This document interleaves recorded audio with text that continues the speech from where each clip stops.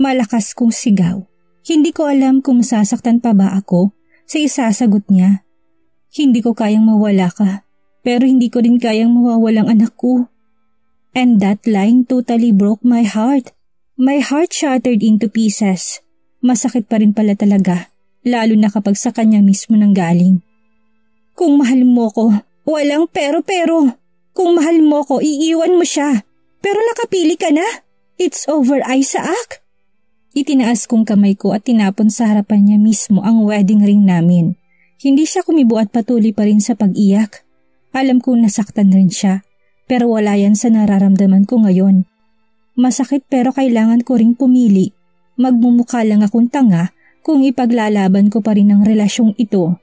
Hindi na magiging okay ang relasyong ito kung pipilitin pa ring buuhin.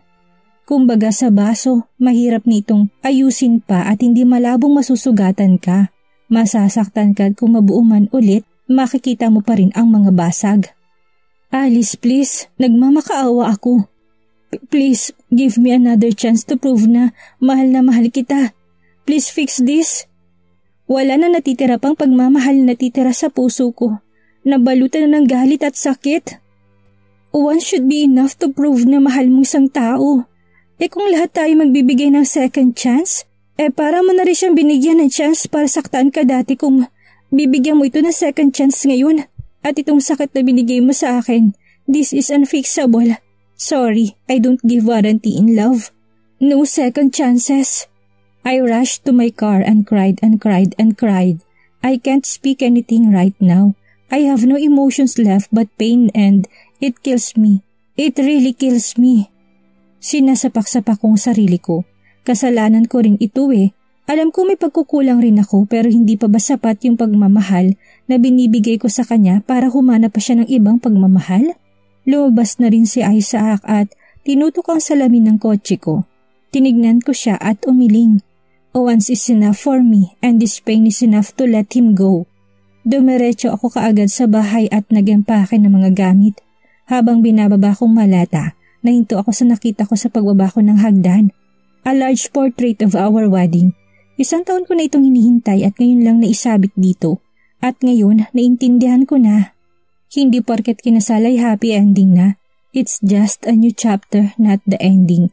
Bumaba na ako ng tuluyan at nakita ko si Isaac sa may tapat ng pintuan. Pumunta ito sa akin at pinigilan akong umalis. Sinubukan kong kumuwala pero masyadong mahigpit ang yakap niya sa akin. Alice, please. Don't leave me. Hindi ko kakayanin kapag nawala ka pa. Please, Alice, stay with me. Please forgive me. I'll do anything para lang mapatawad mo ko. Kung gusto mong araw-araw katang liligawan hanggang sa tumanda tayo, gagawin ko. Mapakita ko lang na mahal kita. He said between his sobs. Bakit? Tinanong mo rin ba kung kakayanin ko to? Sa tingin mo ba kaya ko ha? Wala ka nang dapat na gawin dahil wala akong dapat na patawarin. Dati mo pa sana yung ginawa ng mga sinabi mo. Sige na, umalis ka na. May saksak si Sofia. Makakasama yun sa bata. Lumabas na ako ng bahay at bago ako makaalis, sinigaw niya muna ang pangalan ko pero hindi na ako lumingon. Emily's POV. Nakita ko may dalang maleta at umiiyak si Alice pagkabukas ko ng pintuan. Anong nangyari dito at may layas effect pang nalalaman ng lola mo? Emily! Niyakap niya ako habang umiiyak. Hinaplos ko naman ang likuran niya. Nagtataka pa rin ako kung bakit siya nagkakaganito pero may kutob na ako kung bakit. Bakit? Halika dito. Tinulungan ko siyang ipinasok ang maleta niya at pinaupo sa couch ko. Si Isaac, Emily. Si Isaac. At tama nga ang hinala ko. It's all about Isaac. Ngayon ko lang silang nakita nagkaganito. Hindi naman umaabot sa ganito kapag nag-aaway sila. Kinuwento niya sa akin ang lahat. Natakot ako sa ginawa niya kay Sofia. Her eyes were filled with anger, sorrows, and pain. Sa loob ng matagal naming pagsasama, ngayon ko lang siya nakita nagkakaganito. Paano ko nga ba naman siya makakita magkakaganito? Si Isaac ang unang lalaking minahal niya. Unang lalaking pinagkatiwalaan niya ng buong buo na hindi siya sasaktan. Pero naintindihan ko naman siya. Siguro kung sa akin din mangyari ang ganito, baka mapatay kong babae. Mas masakit siguro kung kakilala mo ang nanloko sa'yo. Si Sofia kasi hindi kilala ni Alice. Tumahan ka na. Maybe sooner or later mapapatawad mo rin siya. Hindi ganun kadali ang magpatawad ng ganito. Madaling sabihin sa'yo kasi hindi mo pa nararanasan. Gusto ko nang mamatay. Gusto ko nang mamatay. Sinapak-sapak nitong sarili pero pinigilan ko siya. Ayoko makita nagkakaganito ang kaibigan ko. Ayoko siyang nasasaktan. That slut should die. Hindi ikaw. Hayaan mo, dito ka muna sa akin tumira. Hanggang sa lumamig na muna yung ulo mo at para magkausap natin kayo ni Isaac kasi kung ganitong sariwa pang sugat dyan sa puso mo, hindi maaayos ito. I'm trying my best para gawin ang responsibilidad ko sa kanya bilang isang kaibigan. All I can do now is to comfort her, to help her ease the pain. Gusto ko siyang patawarin, gustong-gusto ko siyang balikan, pero hindi niya kayang iwan si Sofia. Alam ko naman sa sarili kung kaya ko siyang patawarin kung ako lang ang pinili niya. Nagkulang ba ako sa pagmamahal? Ano bang nagawa ko? Paano niya ito nagawa sa akin? Paano niya nagawa ito sa akin? Emily! Nalaman kong buntis na rin pala ang kabit ni Isaac at mas lalo ako nagalit dahil doon. Bigla na lang may nag-doorbell. Iniwan ko muna si Alice sa couch, si Isaac ang nasa labas. Alam kong nandyan ang asawa ko, papasukin mo ko. Alice, lumabas ka dyan, mag-usap tayo. Hindi ko binuksan ng buo ang pintuan at iniwan ang chain para may kaunting awang. Umalis ka na, Isaac. Walang mangyayari kung ipipilit mong gusto mo. Hayaan mo munang makapag-isip-isip si Alice. Ikaw rin, magpalamig ka na muna. Tuluyan ko nang sinara ang pintuan. Nakipagkita ako kay Isaac. Gusto ko kasing mag-usap na sila ni Alice. Gusto ko nang maayos to. Sorry nga pala kagabi kung napagtaasan kita ng boses. Gusto ko lang naman na makausap si Alice. So nandito nga ako para nga makausap mo na siya. Ako nang bahala. Alice POV. Naiwan ako mag-isa dito sa unit ni Emily. Hindi ko naman alam kung saan pupunta yon. Sabi niya, magluto na lang daw ako ng makakain kapag nagutom pero wala pa rin akong ganang kumain. Wala akong ganang gumawa ng kahit ano aside from umiyak. Nagulat ako nang biglang may bumukas ng pintuan. Akala ko si Emily na, pero si Colton pala. Hi Alice, hindi pa yata nakakauwi si Emily. Heto, I bought you some foods. Alam ko hindi ka pa kumakain. Binigay niya sa akin ng isang styro. Pinilit kong ngumiti at kinuha. Thank you. Inayos niya ang lamesa. Naghanda siya ng mga plato at ng mga kubyertos. Nilagay ko naman ang ulam na binigay niya. Alice, ayos na ba kayo ni Isaac? He said. I just threw him a serious look. Sorry. No, it's okay. Ayoko lang na pag-usapan. Ang awkward ng paligid namin habang kumakain. Alice, tinawag niya muli ang pangalan ko sabay hawak sa kamay ko. Tinanggal ko agad yun. Ayoko nang iniisip niya. Nandito lang ako. Yumuko ako. Ayoko siyang makita. Tumayo siya at niyakap ako patalikod. Napatayo din ako at tinanggal ang kamay niya sa katawan ko. Alice, since the day we met, I've fallen in love with you. I thought na madadivert kong feelings ko sa'yo para kay Emily pero hindi. Alice, I love you. Gulat na gulat ako sa sinabi niya. Stop this. Ayoko mangyari sa kaibigan kong nangyari sa akin. And please, wala akong nararamdaman para sa'yo. Pinigilan niya ako sa pag-alis at bigla niya akong hinalikan. Kasabay din na ng pagbukas ng pintuan.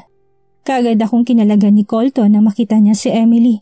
Tinapon agad ni Emily ang daladalang bag sa sahig. Tumakbo siya sa akin at sinabunutan ako. Ayokong lumaban dahil hindi ko kaya.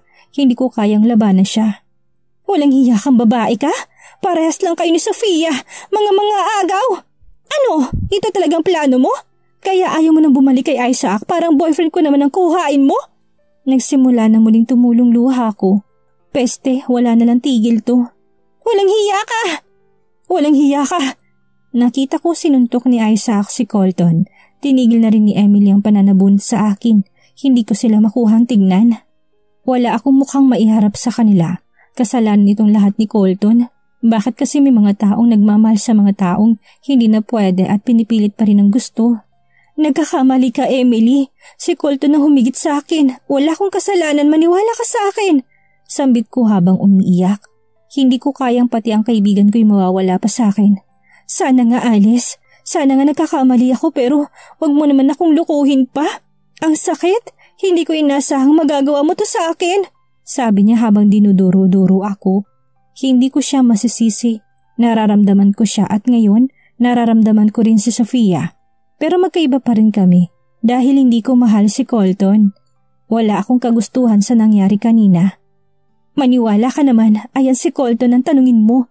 Alam mo namang hindi ko magagawa to, hindi ba? Sinubukan kong hawakan ang kamay niya pero galit niyang inalis to. Huwag ka nang magpaliwanag pa, umalis ka na. Nagulat ako nang umalis siya at pumunta sa kwartong tinutuluyan ko. Sinundan ko siya at doon tinapon na lahat ng gamit ko. Emily, please, maniwala ka sa akin. Walang namamagitan sa amin ni Colton. Pagmamakaawa ko pero mukhang wala na talagang pag-asang pakinggan niya ako. Tumakbo ako papunta sa parking lot. Sinundan ako ni Isaac. Habang nasa gitna kami ng parking lot na ito, bumubuhos na lang agad ang ulan. Alice, mahal kita! Sigaw niya. Wala siyang pakialam kahit na nababasa na kami ng ulan. Tangina Isaac, mahal na mahal din kita kaya nasasaktan ako ng ganito. Umalis ka na! Tinulak ko siya palayo at sumakay na sa kotse. Wala na akong naiwan pang ibang pagpipilian kundi ang umuwi na lang sa amin. Sinalubong ako ni Mama pagbukas ng pintuan. Gabi na rin ngayon dahil malayo pang biniyahe ko. Hinayaan lang akong magkwento ni Mama sa kanyang bisig habang umiiyak. Kanino pa ba ako pupunta? Pamilya ko na lang ang natitira sa akin. Anak, hindi ko kaya nasasaktan ka ng ganyan dahil bilang ina mo mas nasasaktan ako. Pero anak, kailangan mong maging malakas. Ayaw mo na bang subukang ayusin? Nagsasalungat ang nararamdaman ko. Hindi ko pa siguro kayang sagutin niya sa ngayon. Hindi ko pa po alam ma kung mapapatawad ko pa ba siya o hindi na. Paano po ba? Pilitin mo buksan muli ang puso mo. Tanggalin mo lahat ng sakit. Doon mo lang siya mapapatawad. Sigurado naman akong mahal na mahal ka pa rin ni Isaac. Dagdag pa ni Mama. Gusto kong maniwala sa sinasabi niya pero ayoko ring umasa. Kung mahal mo pa, ipaglaban mo. Huwag kang matakot na matalo. Mas mabuti yung natalong lumaban kaysa sa natalong walang ginawa. Nalaman na rin ng mga kapatid ko ang nangyari sa akin. Gusto nilang sugurin si Isaac pero sinabi kong huwag na lang dahil lalaki ang gulo. I've already made up my mind. Gusto kong pumunta ng US para makapagpakalayo-layo muna. Kaya sa lalong madaling panahon, inayos ko ng papeles ko. Mabuti na din siguro itong desisyon ko para kahit papaano'y maibsan ang sakit na nadarama ko sa ngayon. Sabi nga nila, only time heals wounds. Pumunta ako sa isang park na malapit dito sa amin. Maraming bata ang naglalaro. Naalala ko tuloy noong kabataan ko pa. Madalas akong naglalaro dito. Naisip ko rin na paano kung kami na lang ni Isaac ang nagkaanak. Sana ngayon ang hinihintay kong panganganak ko at hindi ang visa ko papuntang Amerika.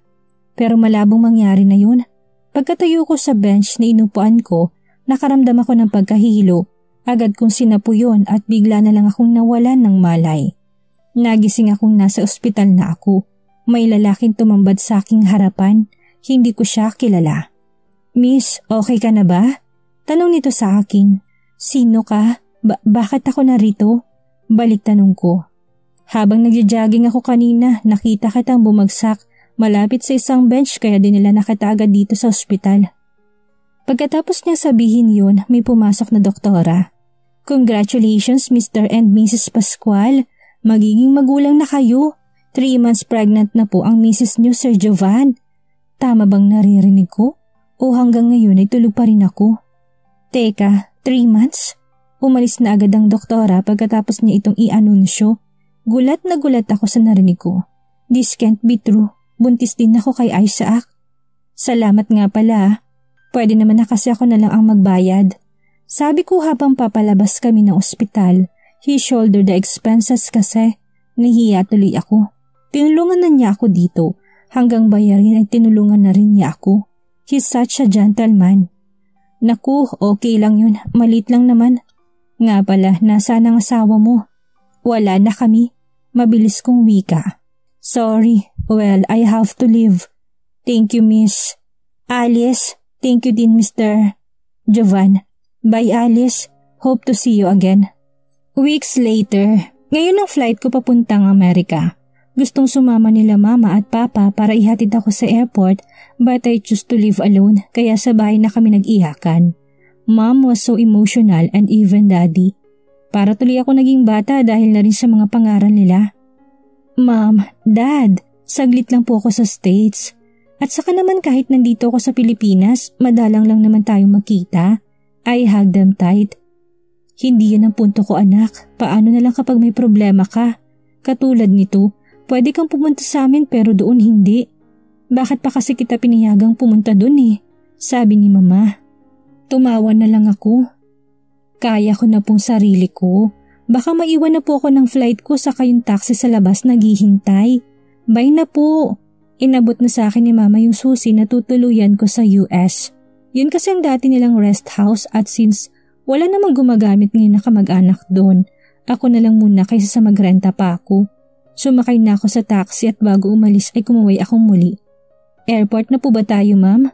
Hindi, pakidaan muna sa Greenville Heights. Tumangon naman ang driver. Ang totoo kasi niya na hapon pang flight ko. Plano ko talagang kausapin muna si Isaac. Nagbabaka sakali ako mapigilan ng sarili ko kapag nakita ko si Isaac at masabing magkakaanak kami.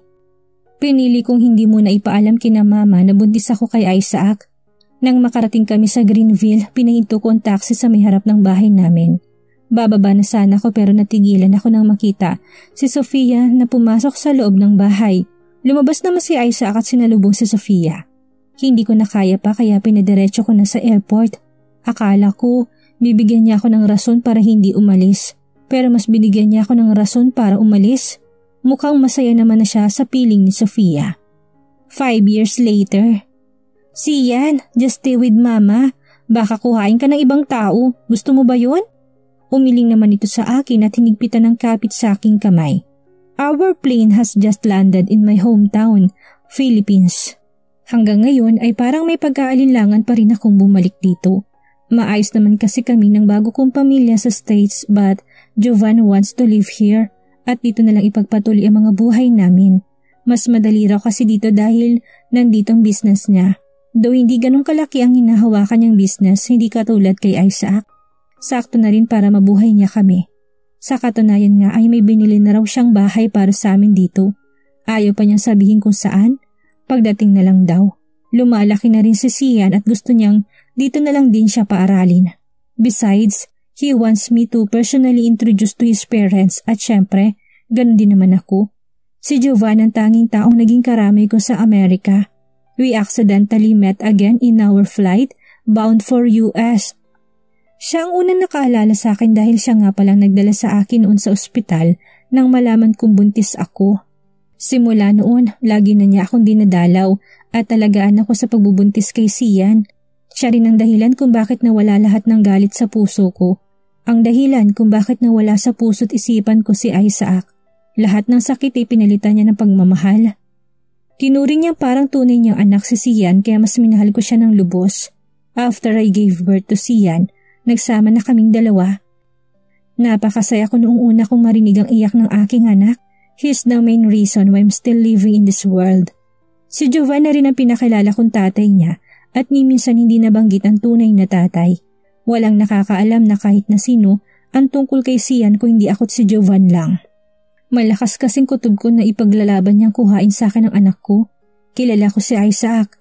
Hindi papayag na hindi makuha ang kanya. Malapit na raw si Mang Roger. Gusto niyang magmual muna? Tumango na lang ako. Hindi pa rin naman kami kumakain. After a couple of minutes, dumating na rin ang personal driver nito.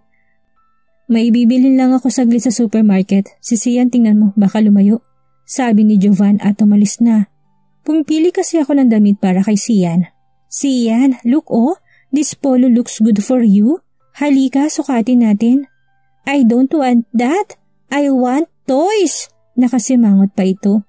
Toys again? Eto na lang. Color blue, your favorite? Nang kinuha ko ng color blue na polo na wala na siya agad sa harap ko, agad ako napatakbo at mabuti na lang kaagad ko siyang nakita sa may tapat ng isang toy store. Pero nagtaka ako nang makita ko may kausap siyang lalaki. Pinuntahan ko na siya at nagulat ako sa nakita. This must not be happening. Sian. Napatingin sa akin ang lalaking kumausap sa kanya. Si Isaac. My heart started to tremble. Hinigit ko sa Sian sa tabi ko. Ali, hindi pa niya natatapos ang linya. Narinig ko ng boses ni Jovan. Lumapit din ito sa amin at tinakbayan ako. Nagtinginan muna silang dalawa bago kami umalis. I was frozen that time. I don't know what to do. I don't know what to say after seeing the one who I loved the most and the one who hurt me most. I can't understand what I feel right now. Parang lahat ng sakit bumalik. Sinabi ko kay Jovan na wala na akong ganang mag-ikot-ikot pa. Tapos na rin naman kaming mananghalian. Pumasok na kami sa kotse. Ano bang sabi ko sa'yo, Sian?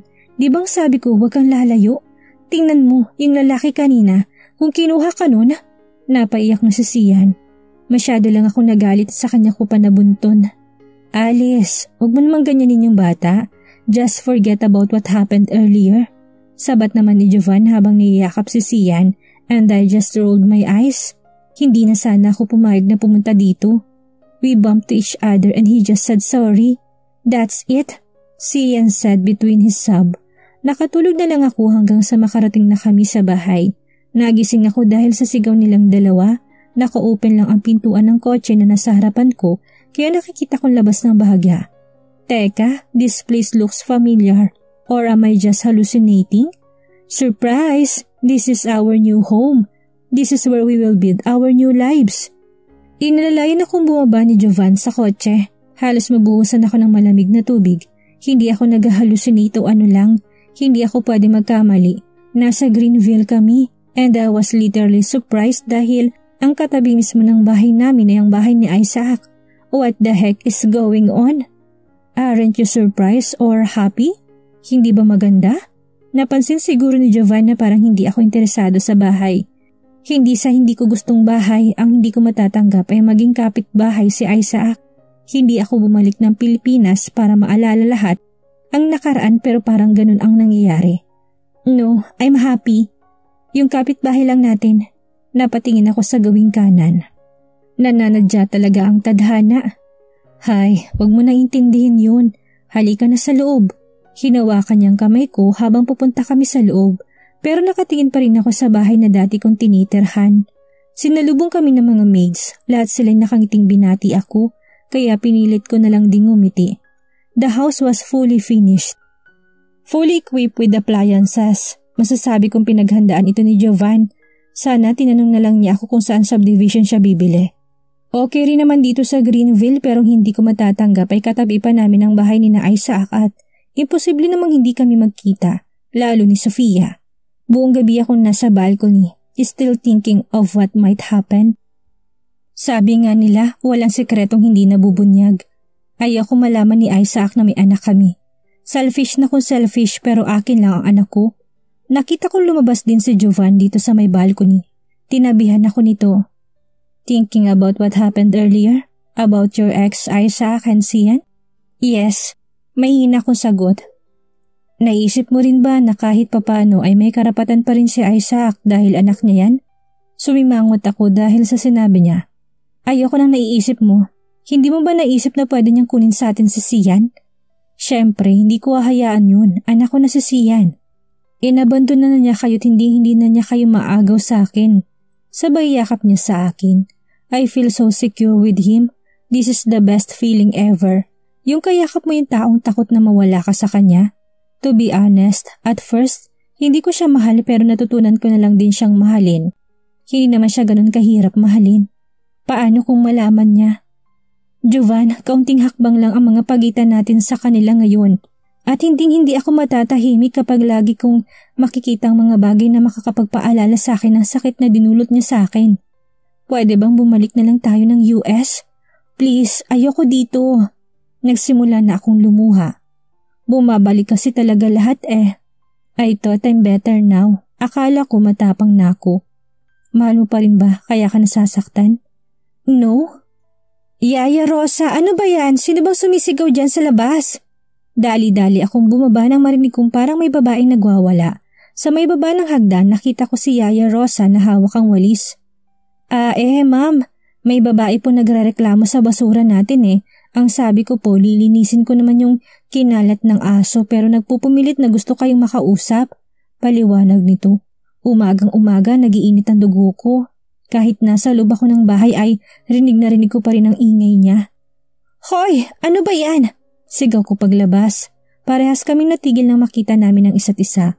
Bakit nga ba hindi ko naisip na si Sofia nga ang sumisigaw, gayong magkatabi lang ang mga bahay namin? Tingnan mo nga naman, ang akala ko, nasa subdivision ako pero bakit parang may nakapasok yatang squatter? Tinignan ko siya ng masama. O bakit hindi na niya magawang sumigaw? So pathetic. Linisin mo tong basura mo. Umabot na sa bahay namin. Mahiya ka naman. Wow! What a nice words coming from her mouth.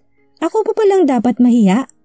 Oh, I'm sorry my dear. Dapat nga pala akong mahiya sa ano? Shouldn't you be thankful? Dinadalo ka ng mga kamag-anak mong basura? Saka huwag kang magagalit sa mga basura. Alam mo, dapat love yourself. By the way, Yaya Rosa, linisin niyo na lahat ng kalat sa labas, including her. I bet nainis ko siya. Kitang-kita naman sa mata niya and I'm glad nainis ko siya. Hindi pa ako nakaganti sa kahayupang ginawa niya sa akin. But wala akong plano. Pero subukan niyang guluhin ng pamilya ko mulit, malilintikan na siya sa akin. Noong una'y pinlano ko ring magiganti para maranasan naman nila ang sakit na naramdaman ko noon. Pero tinuruan ako ni Jovang magpatawad at alisin na lahat ng galit sa puso ko. Sabi pa nga niya, revenge is the product of anger. Kaya kapag wala kang galit, hindi mo maiisip na magiganti, maging masaya na lang. Sophia's POV. Inis akong bumalik sa bahay. Bakit sa dinami-rami ng pwedeng makabili ng katabing bahay namin ay ang ex pa ni Isaac? May asawa na kaya siya? Paano kung wala pa? Paano kung kuhain niya ulit sa akin si Isaac? Paano naman kung si Isaac mismo bumalik sa kanya? Nababalo na ako. Buwisit na alis yan. Bakit pa kasi bumalik? Pero hindi ko dapat iniisip ang mga ganito dahil hindi mangyayari yan. Hindi ako makakapayag na mawala pa sa akin ang nakuha ko na. Wala pa rin akong kapit dahil hindi naman kami kasal ni Isaac at ang dapat na sana'y magiging anak namin ay wala na. Hindi pa niya ako mapakasalan dahil kasal pa sila ni Alice. Alam ko na, kailangan kong pilitin si Isaac na asikasuhin ang annulment papers nila. Para sa lalong madaling panahon ay may ikasal na kaming agad. Pagdating ni Isaac, nagpapansin ako kaagad sa kanya pero mukhang bad mood na naman siya. Isaac, good evening. How's your day? Okay ka lang ba? Mukha kang pagod na pagod Paglalambing ko. Sofia, wag na muna ngayon. Hindi mo ko makakausap ng matino. Hindi ko na-close yung deal kanina. Napagalitan ako ni Papa. Okay, may sasabihin lang sana ako. What? What if magpakasal na tayo? Ayaw mo bang asikasuhin ang annulment ni Alice? Lakas loob kong sabi. Sigurado naman ako naiisip niya rin niya yan. Hello, 5 years na kaming nagsasama. Gastos pa yan, Sofia. Pero nandito na siya. Mas madali yun, hindi ba? Para namang wala kang pera para doon. Ikaw lang naman ang president at CEO ng isang malaking kumpanya. Tumayo na siya. Sa sunod na lang muna yan. Walang gana niyang sambit. At oo, nasaktan ako. Ibig sabihin ba nito wala siyang balak na pakasalan ako? Bakit hindi? Anong problema nang sa sunod na lang at sa ngayon? Busy ka ba? Kahit naman yung annulment muna tapos unti-untiin natin yung pagplano sa kasal, hindi ba? Para akong tangang nakatayo sa harap niya at pinipilit siyang paharapin sa akin. Pero isang sigaw lang ang nakuha ko sa kanya. Sofia, why can't you just understand? Maraming oras dyan para sa iniisip mo. Bakit nga hindi? Hindi ba nga kahit yung annulment yung munang unahin? Ano problema mo? Balik sigaw ko sa kanya. Kinuha niyang kamay ko ng mahigpit at dinuro-duro ako. Ano bang kinapuputok ng butsi mo sa annulment na yan? Bakit atat na atat ka? Sasagot na sana ako pero biglang bumaba si Noel na yakap-yakap ang stuffed toy. Ma'am? Dad? Are you fighting? He asked. Hoy ikaw Noel, huwag ka makisali dito. Umakyat ka dun. Sinapa ko naman si Isaac dahil sa pagsigaw nito kay Noel. Bakit kailangan mo idami ang bata dyan sa galit mo? Napailing na lang ito't umakyat. Noong paakyat pa ito'y sinadya akong sanggain. Pinaakyat ko na lang din si Noel sa kwarto niya. Noel, gusto mo bang kwentuhan ka ni Mami? Tumango lang ito. Kinuha ko isang storybook at pinaupo ko naman siya sa lap ko. I hug him tight while I'm reading the story. Dahil nga sa nalaglag yung pinagbubuntis ko sa kanya, nag-ampon na lang ako't nung unay ayaw niya pero natanggap pa rin niya kahit papana pero parang hindi pa rin. Hindi naman ako tanga para hindi ko maramdaman na hindi niya mahal yung bata. Kung nabuhay lang din na magiging anak namin, kasi taon lang din naman itong si Noel. Mahal na mahal ko si Noel at tinuring ko itong totoong anak ko na rin. Pero paano nga kung nabuhay ang anak namin? Siyempre mas masaya, sobrang saya pa siguro. At siguro din hindi ganito magiging trato sa akin ni Isaac. Sa loob kasi ng 5 taon naming pagsasama, ay ni minsan hindi ko naranasang ituring niya akong asawa niya. Feeling ko tuloy hindi ko mapapalitan si Alice sa puso niya. Pero bakit hindi? Akong pinili niya. Mommy, I just want to ask something. Ano yun anak? Does Daddy loves me? At this moment of time, nablangko ako. Hindi ko alam kung anong isasagot ko sa anak ko. Of course naman anak, mahal ka ng daddy mo. Alam mo naman yun hindi ba? Masyado lang busy sa work kaya sobrang sungit. Kahit nga kay mami ang sungit-sungit niya, hindi ba? Halika nga dito. Iyayakapin ka ni mami. Tumulo ang luha ko. Kahit sa batang edad ni Noel ay napapansin na rin niya. Biglang may kumatok sa pintuan.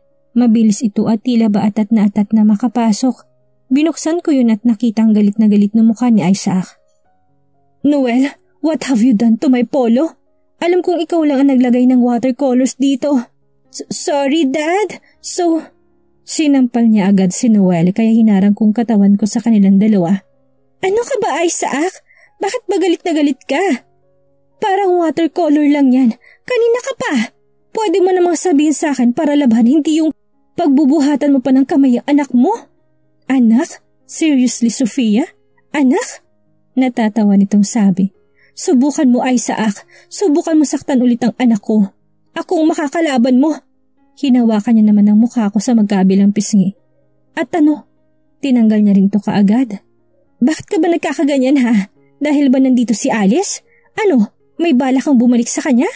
Kaya ba naghahanap ka na ng butas para mag-away tayo? At kung sabihin kong oo, mahal ko pa rin siya, titigil ka na? Ano ang mangyayari ngayon nagbalik na si Alice at kapitbahay lang ni Isaac? Ano ang gagawin ni Alice kapag nalamang nakunan si Sofia at walang anak dito ang asawa? Ano ang gagawin ni Isaac kapag nalamang nagkaanak sila ni Alice? Ito kaya ang maging daan para muling magkaayos ang mag-asawa? Paano naman si Jovan na tumulong kay Alice? Iyan ang ating aalamin sa susunod nating kabanata.